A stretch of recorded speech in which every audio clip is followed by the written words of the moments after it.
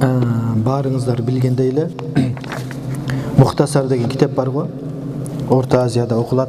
Автору Бухаралык алым киши. Ошол китептен окуйбуз да. Анан менин максатым бул жерде.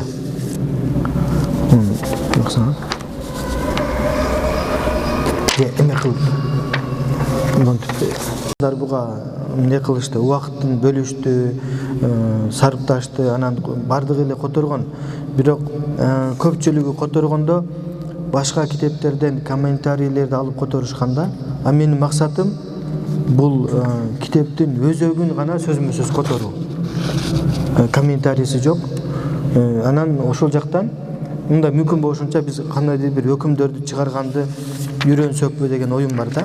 Себеби биз менен бул жерде медреседе окула турган методду мечитке алып келип атам да. Бир жаңы болуп калышы мүмкүн сиздерге. Мисалы акырын-акырындан карап турасыздар, анан талкуу болгондочу текстке кайтабыз да буюрса. Бизде ислам фих илими жаңырып атат го. Мен азайтып коеюнбу же сен азайтасыңбы? Азыр. Бисмилла. Азайдыбы, Бул жакта бизде ислам укугу эң биринчи эле тазалыктан баштайт да. Тазалык китеби деп коет. Дарат алуу, гусул кылуу, тазалануу жана башка. Ошонун арасында азыр биз буга чейин немелерди окудук. Дарат алуу жана башкаларды окудук, гусул кылуу. Анан бүгүнкү темабыз бул таяммум.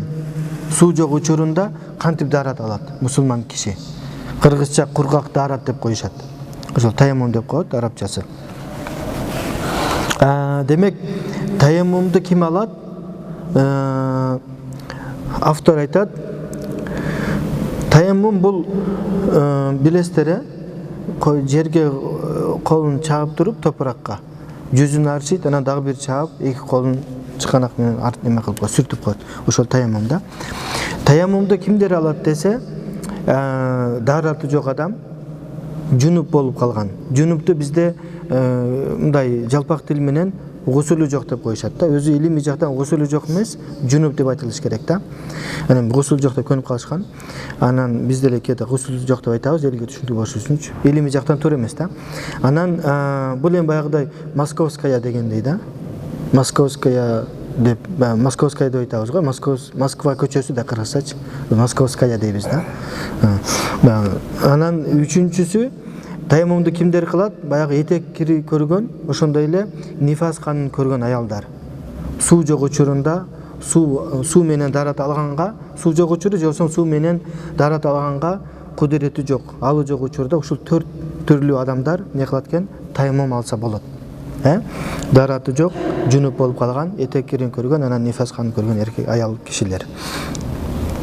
Анан кайсыл учурда таяммум алса болот дегенде, же мен бул биягы менен кетейинби? Азыр.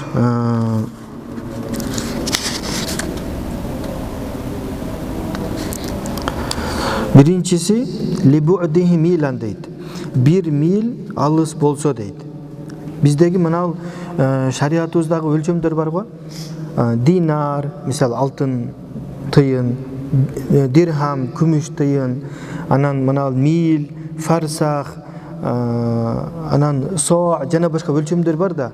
Узун тууралуу метр, анан куб, анан километр дегендей. Ошолорду эсептегенде бир аз алымдар ортосунда талаш болот. Себеби ар шаар, ар өлчөм өзүнчө эсептеген дагы ошону колдонуп жүрүшкөн.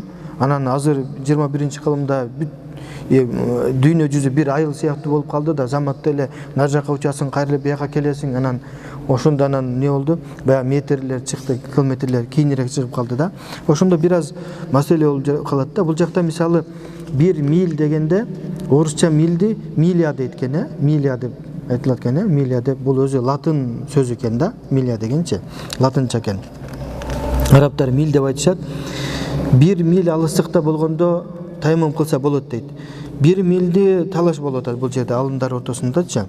Кээ бир алымдар 2 километр 782 метр деп айтышкан болжол менен да.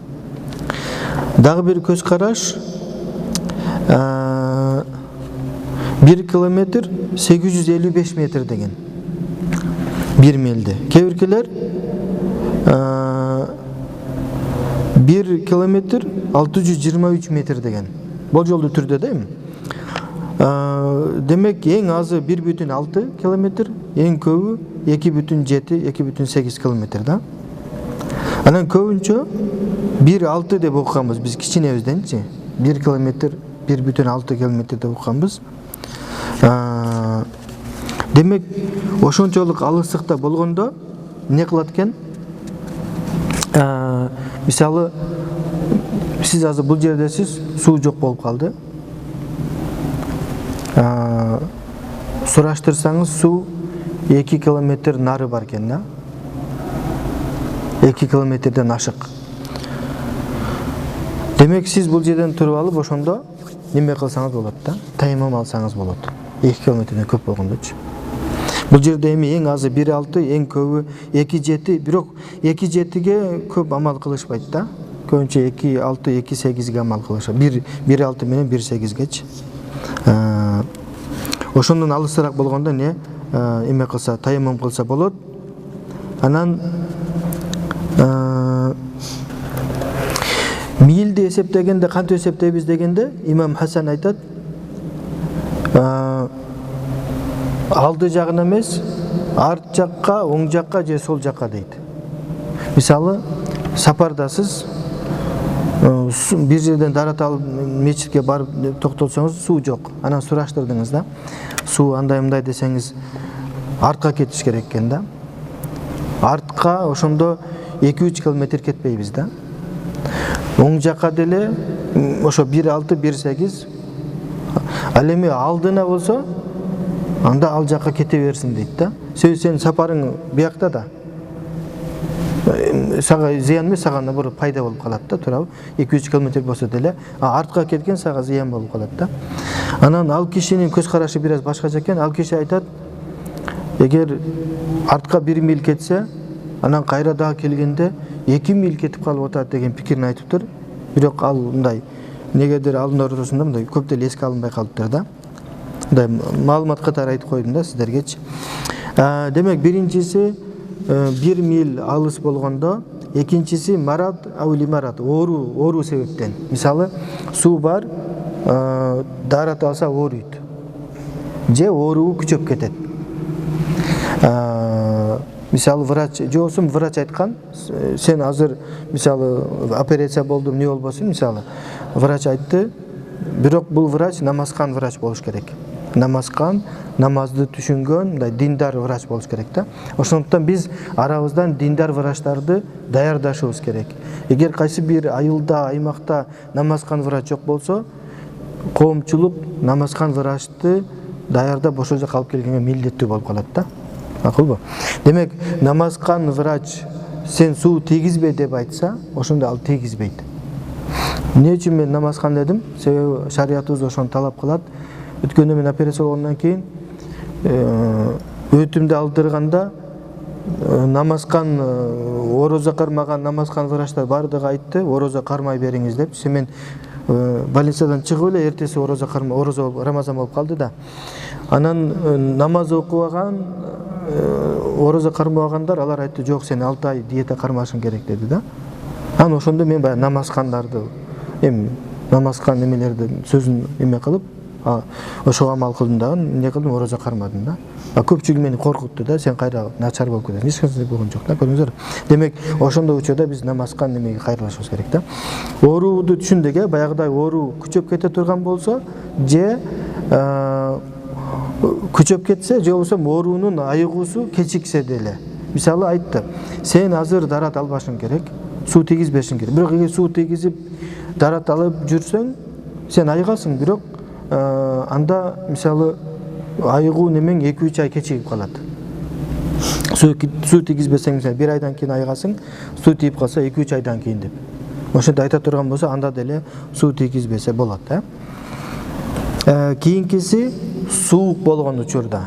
Мисалы аба ырайы суук болуп, ушул суук деген маселеде мен токтолуп кетейин бир маселеге. Илгери мен кичинемде окуп жүргөндө, каникулга келгенде дайыма атам менен талашчумун да, атам деле молдо киши. Айтам да, силер мына китепте жазылып турат. Не дейт? Кыргызча суук болгондуктан, арабчасы ау барадин. Ау бардин, мисалы да. Барат эме мөндүр, бард суук. Суук болгондо неме кылса болот? Мына таямым жазылып турбайбы? Эмнеге силер элди кыйнайсыңар деп кичинемде жаш кездечи айтчумун мында. Кийин анан окудук көрсө мындай экен да, ар бир коомчулукта, ар бир жерде ошол жердин жергиликтүү устаздарын угушубуз керек экен. Устаздарыбыз дайыма бизге айтат да, кийин айтышты да, силер мисалы азыр биякта окудуңар, нар жака барганда ошол жактын дагы устаздарын, илимдүүлөрүн, аалымдарын сыйлаганды билишиңер керек.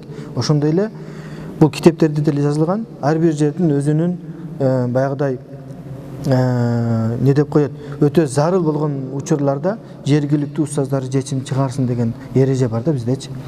Алтын эреже. Көрсө мындай экен. Азыр мисалы бул жактан бирөө туруп алып, чет өлкөдөгү баягы араб өлкөсүнө каякта ысык жердеги шейхтерге чалып, шейх бизде Кыргызстанда -20, -15-20 болот. Дагы бир жерлерде 30га чейин барат. Биз аябай суук мындай тайымым кылсак болобу десе, болот, эмне болбойт экен? 20 бул көп да, дейт мисалы да. Анан ал айтат да, ооба туура айтасыз. Мисалы сиздин үйүңүздөгү мына неме, морозильник ал -5, а бизде -15 десе ал, ооба аябай суук экен дейт да. Бирок карап көрсөңүздөр, биздикилер уруксат бербейт. Эмне үчүн? Себеби биздин устаздар айтат. Сен туура кыш, чилде болсун, суук болсун, бирок сен мисалы чай ичкенде ысык чай ичесиңби же муздак чай ичесиң, мисалы ысык чай ичесиң да туурабы? Тамагың ысык, муздак тамак жебейсиң. Демек сен баягы тамакты жылытканга, суу кайнатканга, чай кайнатканга шарт таптыңбы? Демек 1,5 литр, 2 литр сууга эмнеге таппайсың? Эме? Көрүңүздөр, ошондой экен да. Ошондуктан биз китептен кээ бир учурда мындай китеп менен чектелбестен жергиликтүү устаздарды угуп билишибиз керек да, уга билишибиз керек да. Нар жактагы эмени эме кылып алып, устаздардан сураганыбыз кээде адепсиздик болуп калат да. Ушуга токтолгум келди. Демек суук болгондо кандай? Сенде үйүңдө жылуу суу болсо, анда тайымым жарабайт. Сен мисалы сапарга чыктың дагы, ал немеде тоо ашууда неме болуп калды мисалы. Машинаң бузулуп калды, Кудай сактасын. Ал жерде эми ысык суу жок мисалы да. Анда ошол жерде тайымым кылсаң болот мисалы да. Ошондой учурларда да. Же үйдө мисалы свет өчүп калды, же ток жок, бир нерсе болуп, кыскасы жылдыкка шарт болбой калган учурда гана анан күн сайын тайымым алган болбойт да. Андан кийинкиси душмандан коркуу. Душмандан коркуу дегенде мисалы суу бар, бирок ал жерде душман бар да. Үйүңдө суу жок, сен суу ташып жашайсың. Анан барайын десең, сенин душманың турат. Мисалы, ал учурда не кыласың? Сен тайымым кылсаң болот, уруксат берилет. Же болбосо бир кудукта бир мисалы арыстан туруп калды. Бир коркунучтуу бир кайсы айбан жырткыч мисалы да. Аюу мисалы да. Илбир жана башка. Анда сен не кылып эме кылсаң боло берет. Тайымым кылсаң болот.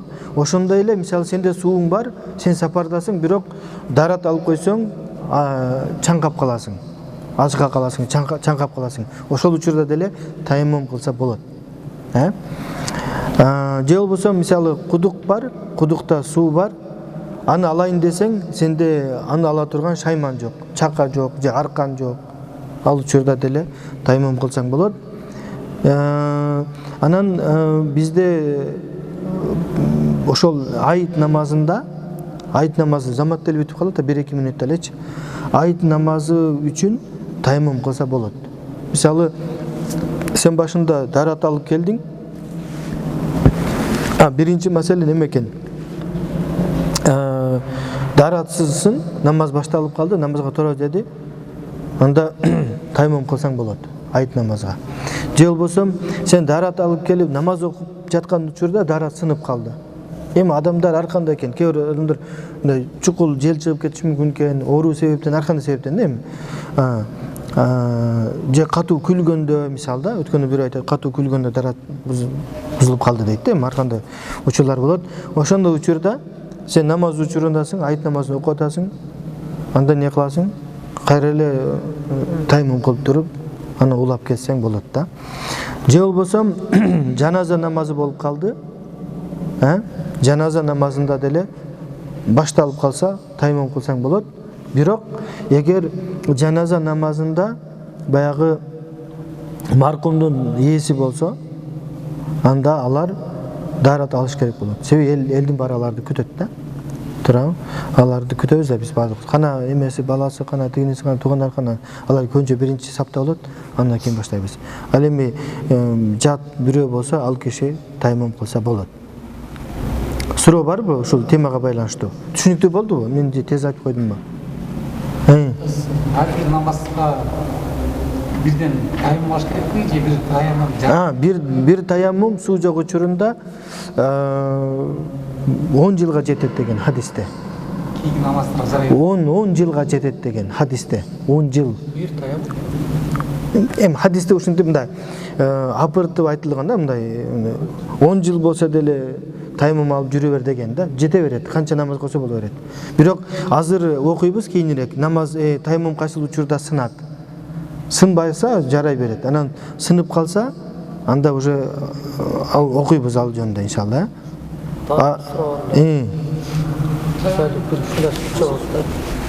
Казакстанга келип калдык, Россияда аябай самал, суу, кар, машинада отурабыз дейт. Анан кийин багымдак убактысы болуп калды. Эшикте кар, суу, бирок машинанын ичинде суу бар дейт. Ошондо суу алып дарат алышка туура келди. Бул барды. Ошондо албай калып боло элек. Ошондо мезгилде алса, бул таймам кылса болобу? Жакшы суроо бердиңиз. Так, көчөдөсүздөр, сапардасыз, Москвадан келе жатасыз. Бороон болуп жатат, Кар жаап. Машинада таң токтоду. Ана тары сындырып келдик. Багымдак убактысы болду. Суулар бүлөктөр бар, баардыгы ар жерде карда дарат алып. Ооруп калбадыбы эч ким? Кийин кирип болуп? Бирөөбүз ооруп калдык. Ошондой эгер грипп болуп калуудан корксо, ал киши таймам алса болот. Грипп болуп калуудан. Кээ бир адамдар организми слабый да. Айрыкча ошолорго болот. Ошондой эле жалпы баягы сапардагы кишилерге деле уруксат. Биз эми неме деп айтылат да, мүмкүн болсо мечитке токтосун, мындай жылуу жерге токтосун деп, анан эми шарт ошондой болуп калса, анан баягы өтө катуу суук болуп ооруп кала турган болсо, анда таймамга уруксат да. Уруксат ооба. Жылуу суу болсо деле машинада. Эми жылуу эмес, эми температура машинанын ичи жылуу го. Бирок эшик аябай суук, ошондо коркунучтуу экен да, ооруп калыш ыктымал. Ооба. Аябай мындай. Анан кантип окудуңуздар? Сыртта окудуңуздарбы, карда? Ошо кардын үстүнө. Намазга шарт жок жерде токтопсуздар да, намаз окуганга шарт болбогон жерде. Ошондой учурда таймам кылса болот. Болот. Бирок биз эме кылабыз? Баягыдай көбүнчө баягыдай жылуу жерге токто деп үгүттөйбүз да. Мүмкүн болсо, эми бирок эми сапарда ар кандай да сен каалагандай болбойт. Ооба. Машинада күтүп отурасың. Ооба. Демек, темага байланыштуу же балким суроо жооп кийинде кылабыз азыр, Демек, айт намазга неме кылса болот, таймам кылса болот, бирок баягы жума намазына таймам кылса болбойт. Себеби жума намазын окуй калсаң, сен пешин окусаң болот да. Сен жума намазга келдиң, сен дарат алганча намаз бүтүп калды. Пешин окуп коесуң да. Түшүнүктүбү? Жаназаны сен кайра берген эмени жаназа менен айт намазын кайра окуй албайсың да сен өзүңчү. Ошондуктан. Ошондой эле 5 маал намазга деле таймам алса болбойт. убактысы өтүп кетет деп корксочу, мисалы дарат алганча убактысы чыгып кетсе, сен күнөөлүүсүң да. Сен сага ар бир намазга 2,5 саат, 2 саат, 3 саат убакыт берилип атат, а сен болсо 5 мүнөт калгандан таймым алсам болобу деп эме кылбашың керек да. Түшүнүктүү бул, кантип дарат, кантип эме кылат, таймым алат десе, эме деп айтып атат да бул жердечи. Бул жакта китепте айтат. Так, ан ямсаха захира зира алимна бил буста вал бинсар вал хинсар. Так. Ошондо мондай кылат экен да. Буста, бинсар, хинсар. Мондай кылат дейт да. Биринчи 3 манжа, мына орто, анан не деп коет эле, чыпалак, анан унтукандар. Анан мондай кылып, анан кийин мындай кылып, мун деле ошондой дейт. Биринчи буягыны мындай кылып алат дейт. Түшүндүрө алдымбы? Колдон эме кылынса. Бир уруп туруп жүзүн арчыйт, экинчисине колун. Эми бул өтө баягыдай бизде аябай неме кылышат го, мисалы колду койгондо мындай кылып койгула депчи. Баягыдай. Кээ бир ушунду сураган адамдар болуп калат го. Мындай эмес, мындай кылыш керек. Ушул бул деле ошондой айтыптыр да. Бирок эгер унутуп калып мындай кылып койсо деле жарай берет, биринчи жүзүнө, анан кийин колуна. Демек, кантип эме кылат, бир колун жерге чабат дагы, жүзүн арчыйт, дагы бир чабып туруп, эки колун чыканагы менен кошо арчыйт, сүртөт, ошо менен не болот? Таймым алган болот. Эки жолу урат. Бир урат дагы жүзүн арчыйт, дагы бир уруп туруп, эки колун мындай кылып, эме сүртүп коет, ошо менен таймым болот. Бул даратка деле жарайт, гусулга деле жарайт. Кандай суроо? Азыр жерге дуалга деле. Азыр айтабыз ошону. Эмнеге урат дегенде, аля кулли тахир мин джинсил ард кат-тураб ва-рамл, биринчиси ошол жердин жынысынан болгон, жердин бир бөлүгүнөн жаралган, алынып жаралган топурак, анан рамл кум сыяктуу нерселерге эме кылат. Же болбосо ташка дагы эме кылса болот, ташка таймым кылса болот. Анан таш дегенде бизде айтат бул жерде автор, валау биля нақин, чаңы жок болсо деле боло берет дейт, ташкачы. Чаңы жок ташка деле болот дейт. Анан чаңга дагы дарат, таймым кылса болот дейт, чаңга. Чаңдын үстүнө дагы дарат кылса болот. Бирок биз баягы дарат өткөндө дарат жөнүндө окуганбыз, дарат алганда ниет кылуу шарт эмес дегенбиз, туурабы? Ханафи мазхабында, биздин мазхабта, сен мисалы күн ысыкта, мисалы Саратанда жеңилдеп алайын, мындай салкындап алайын деп туруп эме кылдың да, бетиңди жууп атасың да, жууп баштап эле анан карасаң уже бутуңду көтөрүп калдың да, даратка өтүп кетиптирсиң да. Ошондой учурлар болот да, туурабы? Бетиңди жууп атып эле калсаң даратка өтүп кеткен болосуң да. Ошол дарат жарактуу биздин мазхабтачы. Ниет шарт эмес. Важип, фарз важип эмес да, фарз сүннөт. Түшүнүктүбү? Бирок таймымда бул фарз да. Сөзсүз. Таймым кылатканда сен бинияти ада ис-салат, намаз окуйм деп ниет кылып анан таймым кылышың керек да. Ошону эске аласыздар. Даратта болсо шарт эмес, Анан мен бул жерде суроо даярдап неме кылайын дедим эле, көп суроо даярдап албай калдым да, 1-2 суроо даярдап койдум сиздергечи. Дубалга таймым алса болобу? Силер берген эле суроо, дубалга таймым кылса болобу? Болот, Дубалга таймым кылса болот. Анан бар дубалда сөзсүз чаң болот, чаңга деле болот да. Анан стяжкага таймым кылса болобу? Асфальтка болобу? Асфальтка болобу? Болбойбу, окусаңыздар. Бизге мындай да, мен сиздерди мындай китеп окуп, китептен өкүм чыгарганды үйрөтөйүн деп атам да. Бул китеп эми кийин буюрса чыгарабыз. Эгер иншалла бүтүп калсак, мына не деп жазылып турат? Жер жынысынан болгон топурак жана кум сыяктуу таза нерсеге Ошондо жер жүзүнөн болгон асфальт болот. Түшүндүңбү? Асфальт ташта бир нерсе. Болот, асфальтка болот. Чаңга да болот. Түшүндүңбү? Стяжкага болот, асфальтка болот. Чаң баскан жаздыкка таймом алса болобу? Болот. Себеби биз чаң деме кылганда ошо чаңга кантип баягы бул жакта айтып атпайбы? Кыргызчасында. Не дейт? Мен которсом керек эле эме деп. Топуракка шарты болуп туруп, чаңга таймом алса болот дейт авторчу. Чаңга кантип таймом алат десе, ошол жаздыкка. Жаздыкка таймом алганда чаң баскан жаздыкка. Ошондо чаң калган болуп калат да, ал жаздык калган жок. Түшүндүрө алдымбы? Ошондой. Ошол чаң баскан жаздыкка неме кылса, мына кийимге деле мисалы, чаң баскан кийим болсо, сен мисалы иштедиң, чаң болуп калдың, чаап туруп эле алып койсоң боло берет. Боло берет. Кандай дедиңиз? Жаздык, төшөк. Чаң баскан. Чаң баскан болуш керек да. Таптаза болсо болмой калат. Ниет кылбастан таяммум алса болобу? Муну айтып койдук, буга чейин ниет кылыш керек сөзсүз,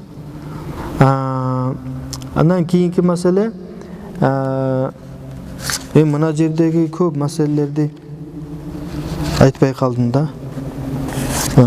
Тияка өтүп кеттим. Бул жерде эме дейт.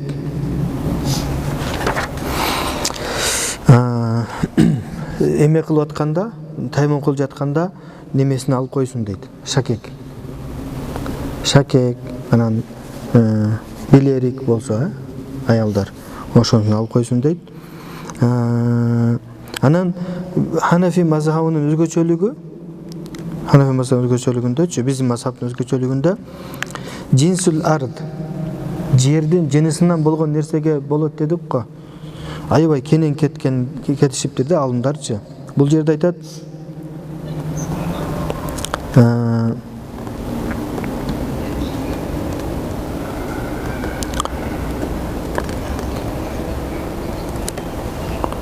мисалы жерден өсүп чыккан нерселерге дагы эме таяммум кылса болот дейт.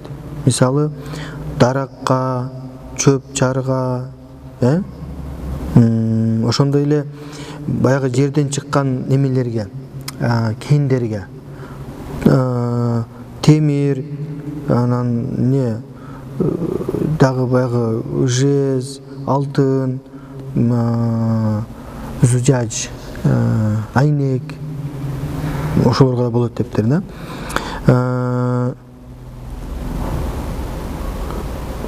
Бирок эң жакшысы баягы неме маселеси да. Чаң, топурак бизде кенен го. Топуракка неме кылып койсо, иншалла. Топуракка неме кылса болот. Ошондой эле мисалы бирөө больницада жатып калды, дарат алганга болбойт. Ал кишиге эмелер айтышты. Сен дарат алба депчи, врачтар. Ошондо ал киши топурак, больницада балким топурак эме болуп чаң болот. Неме кылса болот. Баягы мен убактым бүтүп калды, бүгүн эртерээк бүтүрөйүн дедим эле сабакты. Эме бар го, баягы не деп коет? Ылайдан жасалган кирпич. Ылайдан жасалган кирпич алып ошого деле эме кылса болот. Мисалы да. Жоксо кирпич алып койсо болот, ошого деле массатаса боло берет да. Анан бул жерде автор айтат, баягы бир динсиз адам исламга кирип жатып таяммум алса, ошол таяммум намазга жарабайт дейт. Баягы биз бирөө келме келтирем дегенде айтабыз го, неме кыл деп, гусул кыл депчи. Ошондо ал мисалы таяммум кылып динге келме келтирди, эми ошол таяммум менен намаз окуса болбойт дейт да. Себеби ал таяммум алып жаткан учурда эмне болду? Ал мусулман эмес болчу да. Анда кайрадан дагы бир таяммум кылат да ошондо.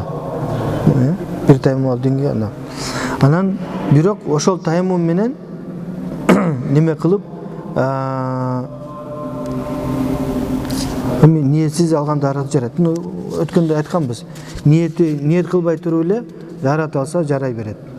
Себеби ал бизде ниет шарт эмес. Анан качан таяммум алат десе, намаз убактысы кирген учурда, Мисалы азыр шам убактысы, азыр тайынып алсаңыз болот шамга. Ошондой эле мисалы куптан эме келет да.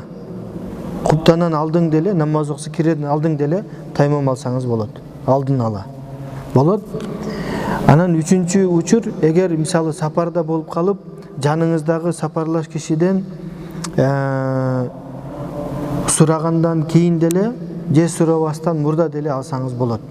Эми сапарда адамдын немеси билинет да, кандай экенчи баягыдай.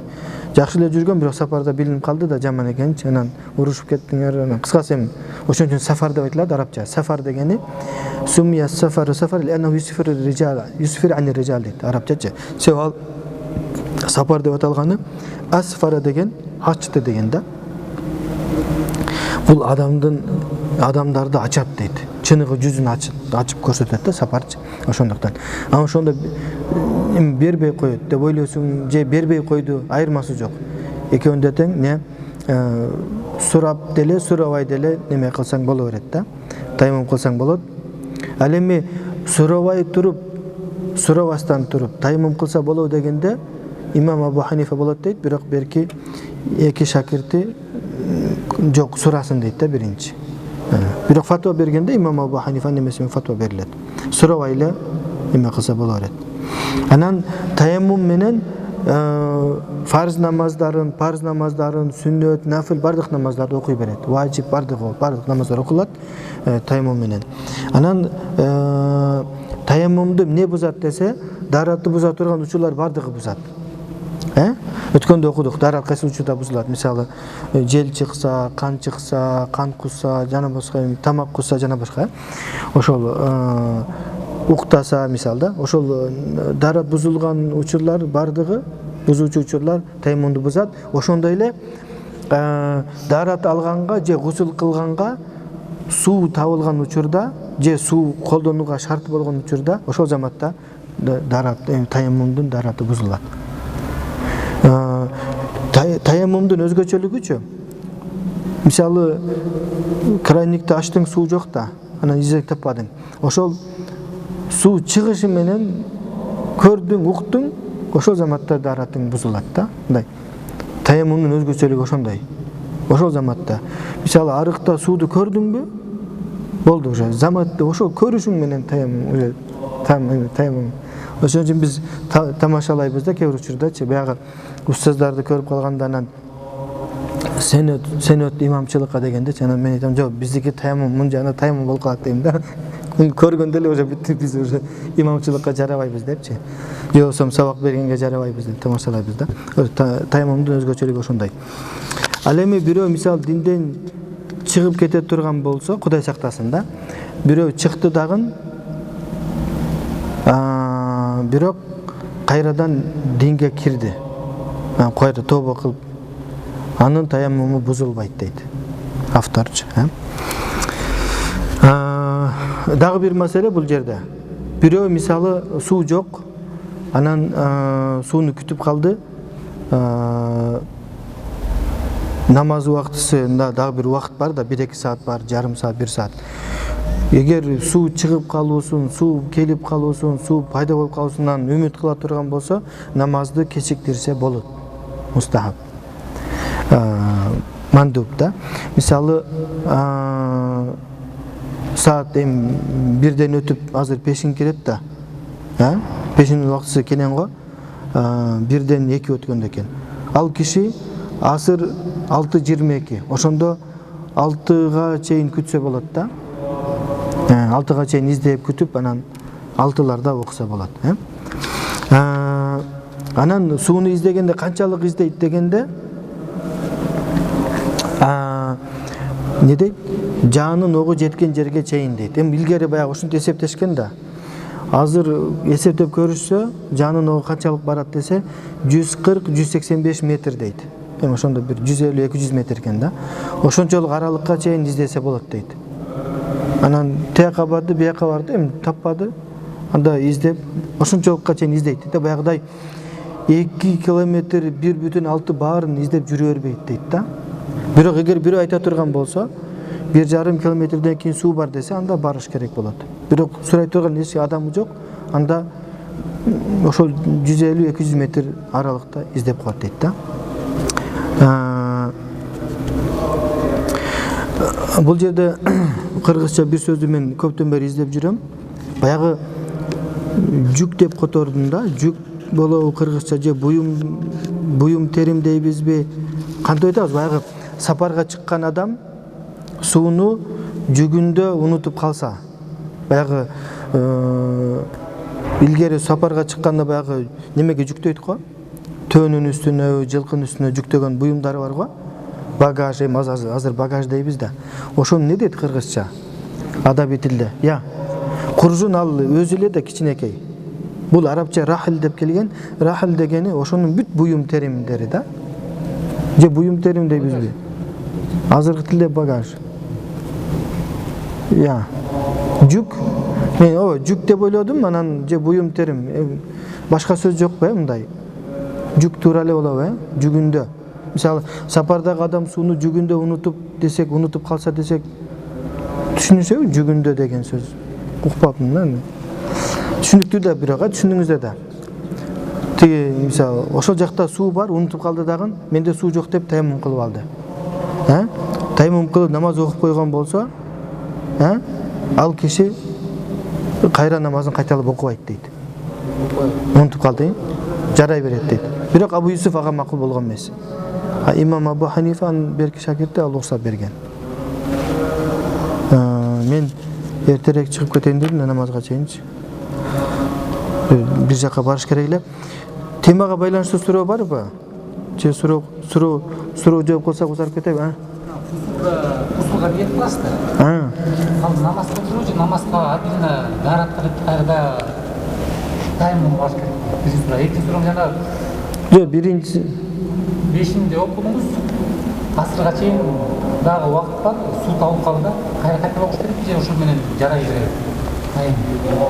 Таяммумда биринчи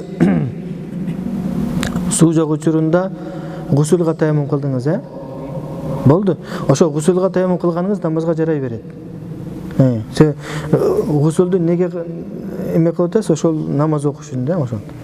Анан кийинкиси 5-нде окуп алдыңыз таяммум менен. Убакытсыз бүтөлүк, келелик суу чыгып калды, окугандан кийин. Ал жарактуу. Таям жарай берет, мына. Окудук го о жерде. Ошон үчүн сиздерге китептен тапсын деп кыргызча котордум да. Сууну таап калууну үмүт кылган адам намазды акыркы убакка чейин кечиктирүүсү сунушталат. Милдеттүү эмес деген жок да, сунушталат. Эгер милдеттүү десеңиз жарабай калмак. Сунушталат деди, демек ал. Мен баягы тексттен кайсы убакка чейин окушалды? Шамдын убактысы буга чейинки устаздарыбыз тезирээк окугула деп үйрөткөн. Кичинеден бери тезирээк 15-20 мүнөттүн ичинде окуп койгула деген, бирок азыркы жаш илимдүүлөр куптанга чейин уруксат деп эме кылат. Китепте жазылган өзү куптанга чейин деп айтылган да. Себеби бизде шам менен куптандын ортосунда бош убакыт жок. Өзү ар бир намаздын ортосунда бош убакыт жок. Нейтральный зона деген сыяктуу андай түшүнүк жок. Пешин деле эмес, асыр деле эмес деген. Же пешиндин убакыты же асырдыкы. Же асыр же шам же куптан болуп кетет да. Куптандан кийин анан бер жакта андан кийин багымдат болот, анан күн чыккандан кийин уже бүттү.